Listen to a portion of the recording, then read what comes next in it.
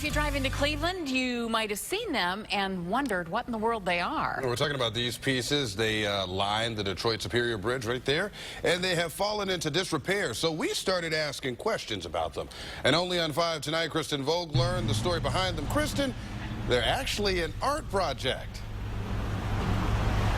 Right, these pieces are along this sidewalk that spans the Detroit Superior Bridge. But when I reached out to the city of Cleveland today, they didn't know anything about them, even though it's their responsibility to maintain them. But I mean, do they really serve a purpose? That's what I'm wondering. Take a drive with us along the Detroit Superior Bridge, westbound. And this is what you see off to your right. 5 odd-looking, colorful metal pieces mounted on cement pillars. Close up, they look like this. They look like junk. You know, it looks like junk. I mean, is it really necessary? The pieces are broken down, falling apart, and have been vandalized. This, I really don't know what this contraption might be, but there's a dial underneath, so it appears as if it's supposed to gauge something with the wind. But clearly that dial doesn't work, and neither does this one, which is somehow associated with this metal contraption that doesn't move.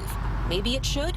Both Richard Boyd and Gordon Sears tell us they walk this bridge often and want something done about these. They might as well take them down because they're just basically in the way anyway. I wish they would maintain it or replace it. And today we learned that may be happening soon.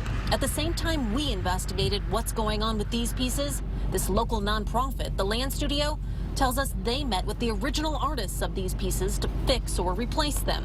The Land Studio calls them environmental art pieces. They tell me a nonprofit that no longer exists installed them 16 years ago to teach visitors about environmental conditions on the bridge. But over the years, the responsibility to maintain this art changed hands multiple times, currently resting with the city of Cleveland. And that change ultimately leaving them in despair. I guess they were kind of nice when they were new, but now it's like kind of like an eyesore. The Land Studio tells me they are using private funding to fix or redo the art pieces along here and hope to have the project completed by the end of the year. As for the city of Cleveland, they did not respond to our request for an interview or a statement. Live in Cleveland, I'm Kristen Vogt, News Channel 5.